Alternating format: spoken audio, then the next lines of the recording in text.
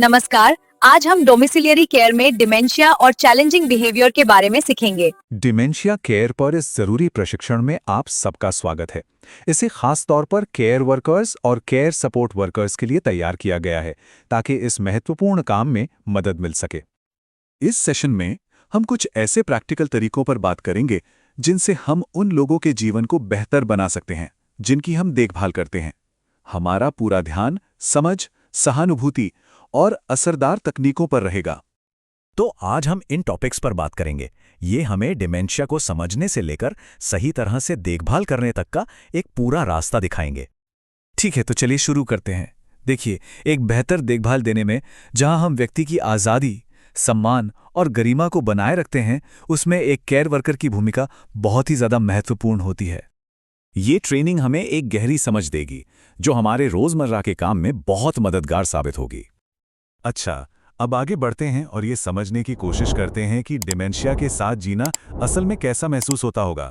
ये जानना सहानुभूति बनाने के लिए बहुत ज़रूरी है। सबसे पहले तो डिमेंशिया कोई एक बीमारी नहीं है। ये एक ऐसा शब्द है जिसके अंदर कई तरह की बीमारियां आती हैं, जिनके लक्षण लगभग एक जैसे होते हैं।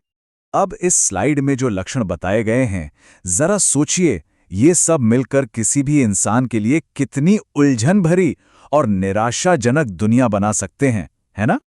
बस एक पल के लिए ये सोचकर देखिए, ये हमें उस चिंता, डर और कभी-कभी गुस्से को समझने में मदद करता है जिसका सामना डिमेंशिया से जूझ रहा व्यक्ति शायद हर रोज करता है।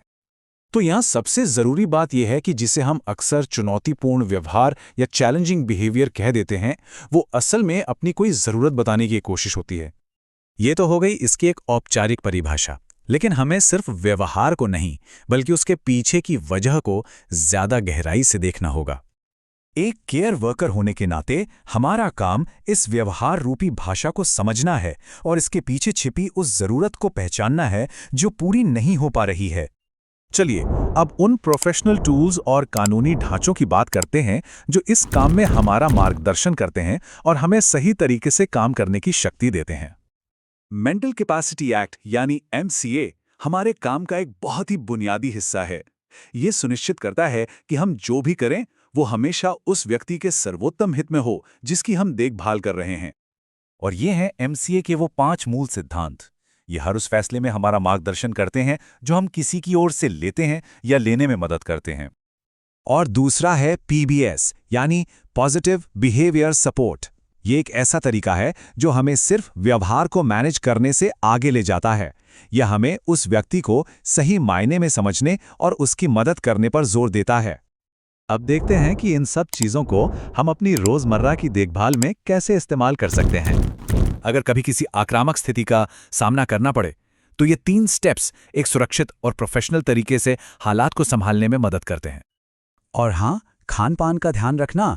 ये छोटे छोटे कदम कुपोषण और डिहाइड्रेशन जैसे गंभीर जोखिमों को रोकने में बहुत बड़ा बदलाव ला सकते हैं। याद रखिए, सही कम्युनिकेशन सिर्फ शब्दों का खेल नहीं है। इसका असली मकसद है उस व्यक्ति को सुरक्षित महसूस कराना, उन्हें महसूस कराना कि उनकी बात की अहमियत है और हालात उनके नियंत्रण में हैं। चलिए, अब एक नज़र डालते हैं उन सबसे ज़रूरी बातों पर जो हमने आज सीखी हैं। इन मुख्य बातों को हमेशा ध्यान में रखें।